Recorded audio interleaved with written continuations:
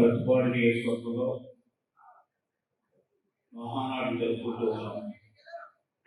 28వ తారీఖున 27, 28, 29వ తారీఖున కడపలో ఘనంగా మన మహానాడు జరుపుకోబోతున్నాం. దాదాపు 43 సంవత్సరాలు మన పార్టీ పెట్టి ఈ 43 సంవత్సరాల్లో అనేక పర్యాయాలు దాదాపు 40 సార్లు మహానాడు జరుపుకున్నాం. ఈ కోవిడ్ వచ్చిన తర్వాత మాత్రం జరుపుకోలేదు. కోవిడ్ అయిన తర్వాత యాక్చువల్గా ఎలక్షన్ ముందు జరుపుకోవాలి, ఎలక్షన్ తర్వాత ఈ మహానాడు మనం జరుపుకుంటున్నాం. ఈ మహానాడు యొక్క ప్రధానమైనటువంటి ఉద్దేశం రాష్ట్రం నలుమూలగా ఉండేటువంటి తెలుగుదేశం పార్టీ అభిమానులు కానీ, కార్యకర్తలు కానీ, సానుభూతి పరులు కానీ అందరూ కూడా ఒక చోట చేరి రాష్ట్రం యొక్క, దేశం యొక్క సమస్యలు చర్చించుకున్న తర్వాత తీర్మానాల రూపంలో మనం ఎవరు చేయవలసినటువంటి కార్యక్రమాలు వారు చేయాలనే ఉద్దేశంతో ఆనాడు మన వ్యవస్థాపక అధ్యక్షులు నందమూరి తారక రామారావు ప్రవేశపెట్టినటువంటి మహానాడు కార్యక్రమం. ఆ విధంగా ఈ కార్యక్రమం నిరంతరం నడుస్తూ ఉంది. అదేవిధంగా ఇప్పుడు మనకి చంద్రబాబు నాయుడు గారి నాయకత్వంలో కూడా అదేవిధంగా మహానాడు కార్యక్రమాలు పెట్టాం, ఈ గ్రామాలు పెట్టారు, అన్ని పెట్టారు, అది నడుస్తుంది. అదే ఇప్పుడు లోకేష్ గారు యువ నాయకులు, ఆయన పర్యవేక్షిస్తూ ఉన్నాడు మొత్తం కార్యక్రమాలన్నీ కూడా. ఈ నాయకత్వంలో కూడా కొత్త నాయకత్వంలో కొత్త వాళ్ళందరూ కూడా పార్టీలో చేరాలి, ఒక నూతన ఉద్దేశం రావాలనే ఉద్దేశంతో ఆయన కూడా కష్టపడి పనిచేస్తున్నాడు. తెలుగుదేశం పార్టీకి ఒక ఘనత ఉంది, ఒక ప్రత్యేకత ఉంది. ఏమిటి ఆ ప్రత్యేకత అంటే, ఈ రాష్ట్రం ఎప్పుడు కష్టాల్లో ఉన్నా అప్పుడు తెలుగుదేశం పార్టీని గెలిపిస్తున్నారు. అప్పుడు తెలుగుదేశం పార్టీ ఆ కష్టాల నుంచి కూడా ప్రజలను ఆదుకుని, రాష్ట్రాలను ఆదుకుని ఒక రాష్ట్రాన్ని అభివృద్ధి పదంలో నడిపిస్తుంది తెలుగుదేశం పార్టీ. మీరు సంఘటనలు చూసినట్లయితే 82వ సంవత్సరం ముందు ఏ విధమైనటువంటి రాష్ట్రం పరిస్థితులు ఉన్నాయో ఆనాడు ఎన్టీ రామారావు గారు తెలుగుదేశం పార్టీని ఎందుకు పెట్టారో మీ అందరికీ చాలా మందికి తెలుసు. ఆ రోజు రాష్ట్రం యొక్క పరిస్థితి అధ్వాన పరిస్థితి ఉందనే ఉద్దేశంతో ఆయన ఈ తెలుగుదేశం పార్టీని రాష్ట్రాన్ని కాపాడాలని పెట్టాడు. రాష్ట్ర ప్రజలకు అన్ని సౌకర్యాలు సమకూర్చాలని పెట్టారు. అవినీతి ఉండకూడదని పార్టీ పెట్టడం జరిగింది. అందుకంటే ముఖ్యంగా తెలుగువారికి ఆత్మగౌరవం పెరగాలనేటువంటి పెట్టడం జరిగింది. తెలుగువారి ప్రత్యేకత, తెలుగువారికి ఆత్మగౌరవం పెంచినటువంటి కనుక మన నందమూరి తారక రామారావు గారి ఈ సందర్భంగా మనం చేస్తున్నాం. ఎందుకంటే అప్పటి వరకు కూడా మనకు సరి అయినటువంటి గుర్తింపు లేదు. ఆయన వచ్చిన తర్వాత ఆత్మ గౌరవం అనేటువంటి నినాదంతో తెలుగుదేశానికి పేరు పెట్టడమే కాకుండా తెలుగువాడు భారతదేశంలో ఒక గుర్తింపు తెచ్చినటువంటి వ్యక్తి నందమూరి తారక రామారావు. అదే కాకుండా ఆ రాష్ట్రాన్ని మన అధికారంలో 9 నెలల అధికారంలోకి వచ్చినప్పుడు రాష్ట్రంలో కావాల్సినటువంటి సౌకర్యాలు సమకూర్చున్న సిటీ గట్ట ఇల్లు కానీ ఇటువంటి కార్యక్రమాలు చేయడంలో ఒక ప్రత్యేకత తీసుకురావడం అభావం సృష్టించి జగన్ అనేటువంటి నాయకుడు వైసీపీ అభావం సృష్టించి లేనిపోయినటువంటి కబుర్లు చెప్పి ప్రజలను ఒప్పించి ఒక్క ఛాన్స్ పట్టి నేను రాష్ట్రాలను బాగు చేస్తానన్నటువంటి వ్యక్తి అతన్ని వ్యతిరేకించారు. ఎక్కించిన తర్వాత తప్పుడు మాటలు విని ఆయన గదిరెక్కించారు. మనం చేసినటువంటి అప్పటి వరకు కూడా 5 సంవత్సరాల 14 నుంచి 19 వరకు చేసినటువంటి అభివృద్ధి ఏదైతే ఉందో మొత్తం అభివృద్ధి అంతా కూడా సర్వనాశనం చేశారు. నాశనం చేయడం కాకుండా రాష్ట్రాన్ని ఇబ్బందుల్లో పెట్టాడు. రాష్ట్ర ఖజానానంతా కూడా దోచుకున్నారు, రాష్ట్ర సంపదను దోచుకున్నారు. అదేవిధంగా రాష్ట్రాన్ని అయోమయంలో పడేశారు. రాష్ట్రానికి ఒక గుర్తింపు లేకుండా చేసినటువంటి జగన్మోహన్ 5 సంవత్సరాలు ఆయన నాశనం చేయడమే కాకుండా మన ఆంధ్రప్రదేశ్ ఉండేటువంటి గుడ్వీలు కూడా పోగొట్టాడు. మళ్ళీ తర్వాత ఇప్పుడు రియలైజ్ చేయాలి జనం 2024లో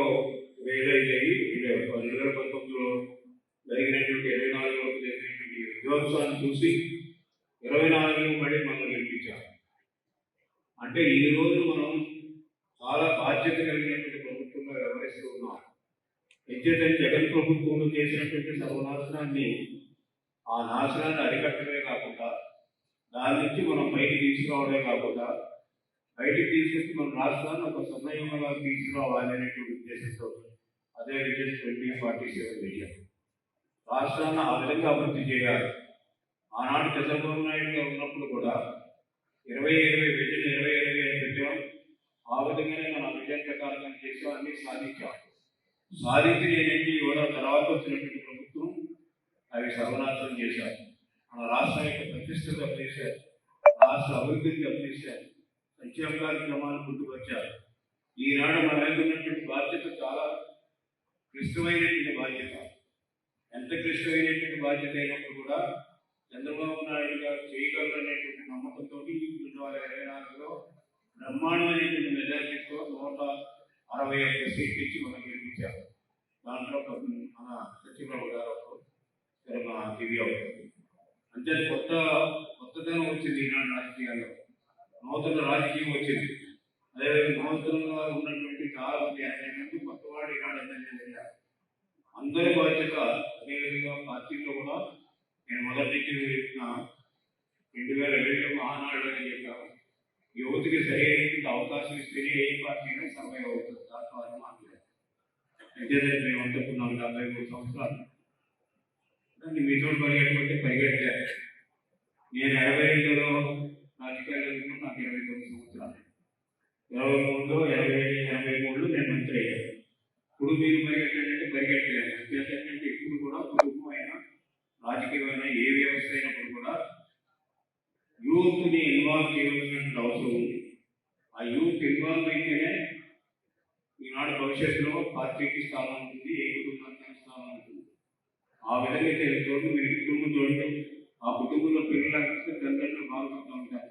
పిల్లలు కూడా ఎందుకంటే ఆ వంశం గోదావరి పోయి అందుకే దత్తత చేసి కూడా చేశారు. అలాగే పొలిటికల్ పార్టీలో కూడా యువకులు రావాలి.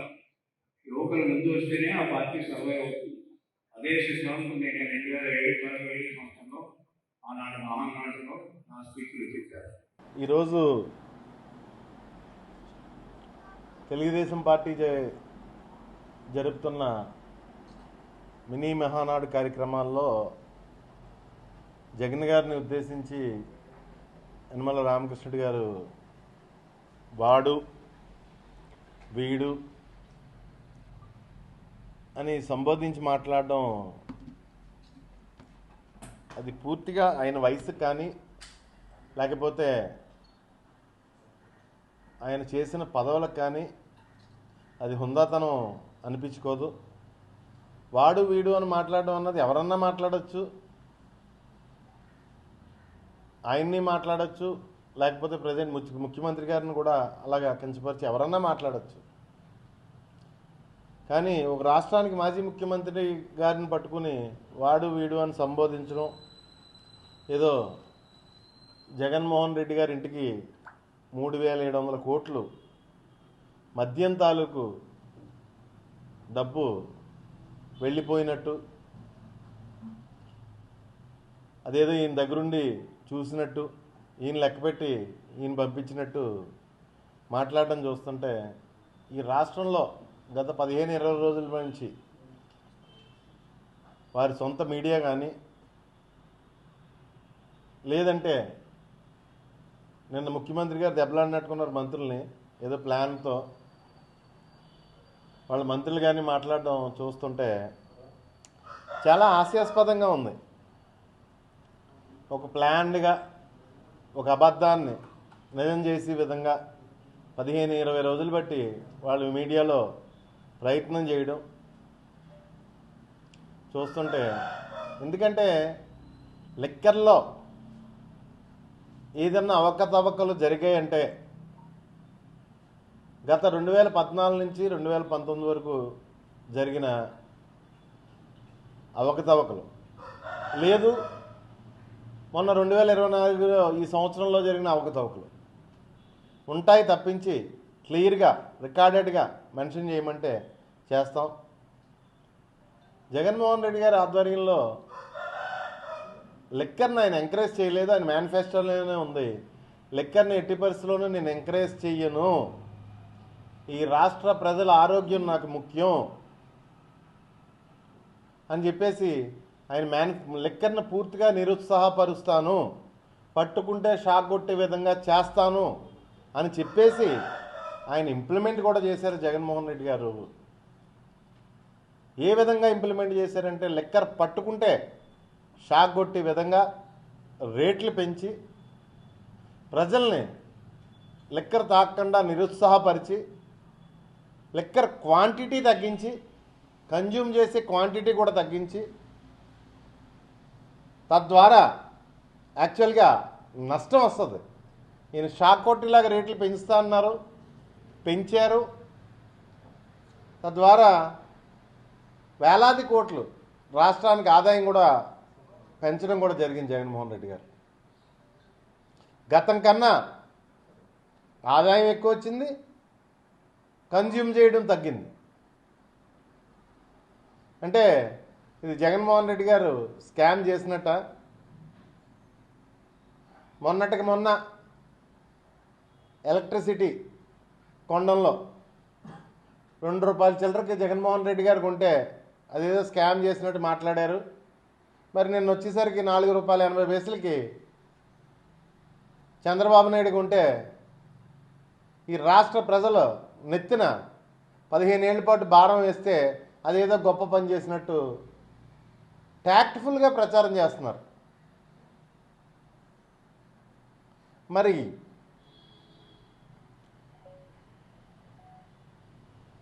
వీళ్ళ ఆలోచనలు కానీ వీళ్ళ ఆలోచన విధానం కానీ జగన్మోహన్ రెడ్డి గారి చుట్టూ ఉన్న వాళ్ళని అరెస్ట్ చేయడం లేదు.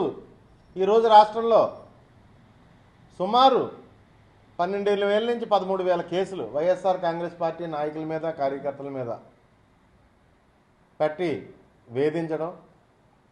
అంటే ఇలా చేస్తే వైఎస్ఆర్ కాంగ్రెస్ పార్టీ కార్యకర్తలు, మహిళా కార్యకర్తలు అందరూ కూడా భయపడతారు అని చెప్పేసి వాళ్ళు లెక్కలు వేసుకుంటున్నారు తప్పించి వైఎస్ఆర్ కాంగ్రెస్ పార్టీ జెండా పట్టుకున్న చిన్న పిల్లోడు కూడా మీ కేసులకు కానీ మీ పోలీసులకు కానీ భయపడే పరిస్థితి ఈ రాష్ట్రంలోనే లేదు. ఏం చేస్తారు? తీసుకెళ్తారు, లోపల పెడతారు, అంతే కదా. 40 రోజులు పెడతారు, 50 రోజులు పెడతారు. న్యాయం అన్నది ఒకటి ఉంది. ఖచ్చితంగా బయటకు వస్తారు. మీరు ఏదైతే అప్పచెప్పారో అదే మళ్ళీ మీకు మళ్ళీ ఎన్నికల తర్వాత తగులుతుందని చెప్పేసి నేను ఖచ్చితంగా మీతో చెప్తున్నాను. ఇందులో మీ పోలీసుకి కానీ లేకపోతే మీ పేపర్లకు కానీ భయపడి కూడా ఎవడో వైఎస్ఆర్ కాంగ్రెస్ పార్టీలో లేడని చెప్పేసి మరొకసారి నేను తెలియజేసుకుంటున్నాను. అదేవిధంగా రామకృష్ణ గారు చంద్రబాబు నాయుడు కాంబినేషన్ 2 సార్లు రాష్ట్ర ఆర్థిక మంత్రిగా పనిచేశారు. 2 సార్లు ఈ రాష్ట్రాన్ని దివాళా తీయించే స్థాయికి తీసుకెళ్లిన గనులు రామకృష్ణ గారు, చంద్రబాబు నాయుడు గారు. ఆన్ రికార్డ్స్ మొన్న 2019లో ఎన్నికలు అయిపోయిన తర్వాత జగన్మోహన్ రెడ్డి గారు ముఖ్యమంత్రి అయిన వారం రోజుల లోపే మీరు ఇచ్చిన స్టేట్మెంట్సే, మా పేపర్లో కాదు, మీ ఈనాడు, మీ ఆంధ్రజ్యోతి పేపర్లోనే, మీ మీడియాలోనే ఆన్ రికార్డ్స్ ఖజానాలో 100 కోట్లు మాత్రమే ఉంది, జీతాలు ఇవ్వడానికి కూడా డబ్బులు లేవు అని చెప్పేసి మీరు గతంలో ఆర్థిక మంత్రిగా పనిచేసిన మీరే స్వయంగా స్టేట్మెంట్ ఇవ్వడం జరిగింది. ఈ రాష్ట్రాన్ని జగన్మోహన్ రెడ్డి పరిపాలన చెయ్యలేడు అని చెప్పేసి. ఒకటే ఈ రాష్ట్ర ప్రజలందరినీ నేను విన్నవించుకున్నది ఏంటంటే, అప్పుల గురించి ఈ లిక్కర్ స్కామ్ లాగే ఏమీ లేని దాన్ని గాలిని పోగు చేసి అప్పుల గురించి ఈ రాష్ట్రాన్ని ఒకసారి ప్రజలను విన్నవించుకుంటున్నాను. ఈ రాష్ట్రం విడిపోయిన తర్వాత వారసత్వంగా వచ్చిన అప్పు ఎంత? చంద్రబాబు నాయుడు 2014 నుంచి 19 వరకు చేసిన అప్పు ఎంత? సుమారు 3 లక్షల కోట్లు. రాష్ట్రం విడిపోయిన తర్వాత వారసత్వంగా 90,000 కోట్లు.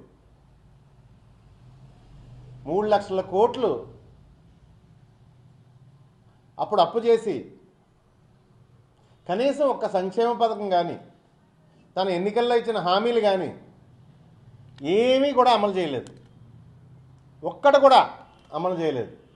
వాళ్ళ శ్రద్ధ అంతా చంద్రబాబు నాయుడు, ఆర్థిక మంత్రిగా ఉన్న యనమల రామకృష్ణుడు, గతంలో ఆర్థిక మంత్రిగా ఉన్న యనమల రామకృష్ణుడు శ్రద్ధ అంతా వాళ్ళ 45 ఏళ్ళ రాజకీయ జీవితంలోని 15 ఏళ్ళ అధికారంలోని వాళ్ళ శ్రద్ధ అంతా ఈ రాష్ట్రాన్ని దోచుకోవడం పైనే. వాళ్ళు పరిపాలన చేసిన 15 ఏళ్ళు చాలా పట్టుదలగా ఈ రాష్ట్రాన్ని దోచుకున్న పరిస్థితులు మనం చూసాం. చాలా పట్టుదలగా. మీరు గత 5 ఏళ్ళలో సంక్షేమ పరిపాలన చేసిన జగన్మోహన్ రెడ్డి గారికి మీరా పేర్లు పెట్టేది? జగన్మోహన్ రెడ్డి గారు తెచ్చిన అప్పుకి లెక్క ఉంది, రాష్ట్ర ఆదాయానికి ఒక లెక్క ఉంది. క్లియర్గా 60,000 కోట్లు ఇళ్ల స్థలాలకి, ఇళ్ళకైతేనే, వైద్యానికి, ఉచిత విద్యకి, అమ్మఒడికైతేనే, ప్రతి దానికి, లేదంటే ప్రతి పేదవాడికి ఇంటికి వైద్యాన్ని తీసుకెళ్ళడానికైతేనే ఆయన ప్రతి గ్రామంలోనే కట్టిన ఆర్బీకేలు, సచివాలయాలు, హెల్త్ సెంటర్లు సాక్షిగా ప్రతి రూపాయికి జగన్మోహన్ రెడ్డి గారు తెచ్చిన అప్పుకి లెక్క ఉంది. ఆ రోజు రైతు భరోసా అయితేనే, అమ్మఒడి అయితేనే, లేదు 45 ఏళ్ళు నిన్న ప్రతి అక్క చెల్లెమ్మలకి ఆర్థిక చేయూత అయితేనే, ప్రతిదానికి లెక్క ఉంది. జగన్మోహన్ రెడ్డి గారు చేసిన అప్పుకు కూడా లెక్క ఉంది. ఆయన హయాంలో 3 లక్షల కోట్లు అప్పు చేస్తే 2,75,000 కోట్లు డీబీటీ, నాన్ డీబీటీ ద్వారా రాష్ట్ర ప్రజలకు అకౌంట్లోకి, ప్రతి అకౌంట్లోకి వెళ్ళిన పరిస్థితి మనం చూసాం. ఎన్నికల ముందు ఒక ప్లాన్డ్గా, ఒక పద్ధతిగా 14 లక్షల కోట్ల అప్పు అని ఒకసారి, 10 లక్షల కోట్ల అప్పు అని ఒకసారి, 11 లక్షల కోట్ల అప్పు అని ఒకసారి, ఒక పక్క బీజేపీ నాయకులు, ఒక పక్క జనసేన నాయకులు రాష్ట్ర ప్రజలు బుర్రలు పాడు చేసిన పరిస్థితి చూసాం డమ్మీ ప్రచారంతో. ఇప్పుడు మళ్ళీ అలాంటి డమ్మీ ప్రచారాలే పట్టుకున్నారు.